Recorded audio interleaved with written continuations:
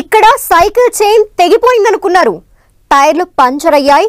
ఎంత తొక్కినా ముందుకు కదలదనుకున్నారు. ఇప్పుడు మళ్ళీ ఆశలు చిగురిస్తున్నాయి. రిపేర్ చేసి సవారీ చేస్తే కదా సైకిల్ సత్తా ఏంటో తెలిసేదని స్కెచ్ వేస్తున్నారు. పడి లేచిన కెరటమై పోగొట్టుకున్న చోటే వెతుక్కునే ప్రయత్నం మొదలు పెట్టారా అంటే అవుననే చర్చ జరుగుతోంది.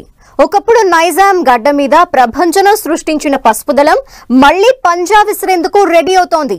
రాష్ట్ర విభజనతో నష్టపోయిన సైకిల్ పార్టీ మళ్లీ సవారీ చేయబోతోందా? అసలు తెలంగాణ గట్టు మీద 30 years ఇండస్ట్రీ వేస్తున్న స్కెచ్ ఏంటి? వరుస పెట్టి గులాబీ నేతలు చంద్రబాబును కలవటాన్ని ఎలా చూడొచ్చు? తెలంగాణలో సైకిల్ కు స్పేస్ ఉందా? నైజాం గడ్డ మీద సైకిల్ సవారీ చేయబోతుందా? పుట్టిన గడ్డ మీద టీడీపీకి పూర్వ వైభవం రాబోతుందా? రాష్ట్ర విభజన తరువాత తెలంగాణలో డీలాపడ్డ టీడీపీకి పూర్వ వైభవం తెచ్చేలా అడుగులు పడుతున్నాయా అంటే అవుననే ఆన్సర్ వినిపిస్తోంది. దీనికి మాజీ ఎమ్మెల్యే తీగల కృష్ణారెడ్డి కామెంట్స్ బలం చేకూరుస్తున్నాయి. తాను త్వరలో టీడీపీలో చేరుతానని ఆయన ప్రకటించారు. తెలంగాణలో టీడీపీకి అభిమానులున్నారని, త్వరలోనే పార్టీకి గత వైభవం తీసుకొస్తానంటున్నారు. చంద్రబాబుతో భేటీ అయిన తరువాత ఈ ప్రకటన చేశారాయన. తీగల కృష్ణారెడ్డి, బీఆర్ఎస్ ఎమ్మెల్యేలు మల్లారెడ్డి, మర్రి రాజశేఖర్ రెడ్డి ఏపీ సీఎం చంద్రబాబుతో భేటీ అయ్యారు. తాను మనవరాలి పెళ్లి ఆహ్వాన పత్రిక ఇవ్వడానికే చంద్రబాబుతో భేటీ అయినట్లు మల్లారెడ్డి చెప్పారు. తీగల కృష్ణారెడ్డి మాత్రం తాను 100% టీడీపీలో చేరతానంటూ తేల్చేశారు. ఆ ప్రకటన చేసిన సమయంలో మల్లారెడ్డి, ఎమ్మెల్యే మర్రి రాజశేఖర్ రెడ్డి ఆయన పక్కనే ఉన్నారు.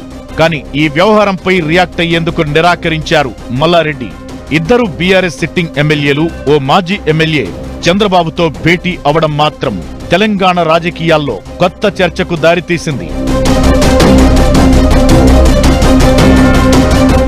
విభజన తరువాత ఏపీలో టీడీపీ, తెలంగాణలో బీఆర్ఎస్ అధికారంలోకొచ్చింది. 2014లో టీడీపీ నుంచి గెలిచిన 15 మంది ఎమ్మెల్యేలు వరుస పెట్టి గులాబీ గూటికి చేరారు. చివరకు టీడీఎల్పీ బీఆర్ఎస్ లో విలీనమైపోయింది. ఆ తరువాత తెలంగాణలో టీడీపీ వీకైన పరిస్థితులు కనిపించాయి. 2018లో టీడీపీ, కాంగ్రెస్, వామపక్షాలు పొత్తులో పోటీ చేశాయి. అయినా అప్పుడు బీఆర్ఎస్ ప్రభంజనాన్ని అడ్డుకోలేకపోయాయి. ఆ తరువాత టీడీపీలో ముఖ్య నేతలంతా బీఆర్ఎస్ లోకి వెళ్లిపోయారు. దాంతో గతేడాది జరిగిన తెలంగాణ ఎన్నికలను లైట్ తీసుకుంది టీడీపీ. ఇప్పుడు ఏపీలో అధికారంలో ఉన్న టీడీపీ తెలంగాణపై ఫోకస్ పెట్టాలని ఫిక్స్ అయినట్టు తెలుస్తోంది. తిరిగి గత వైభవాన్ని తెచ్చుకోవాలని ప్లాన్ చేస్తున్నట్లు టాక్ వినిపిస్తోంది. అందులో భాగంగానే తీగల కృష్ణారెడ్డి, మల్లారెడ్డి, అతని అల్లుడు మర్రి రాజశేఖర్ రెడ్డి చంద్రబాబును కలిసినట్లు చర్చ జరుగుతోంది. తీగల కృష్ణారెడ్డి, మల్లారెడ్డి ఇద్దరి రాజకీయ ప్రస్థానం టీడీపీలోనే స్టార్ట్ అయింది.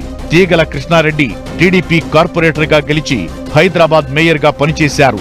ఇక మల్లారెడ్డి టీడీపీ నుంచి పోటీ చేసి 2014లో మల్కాజ్గిరి ఎంపీగా గెలిచారు. అలా ఈ ఇద్దరికి చంద్రబాబుతో టీడీపీతో విడదీయలేని బంధం ఉంది.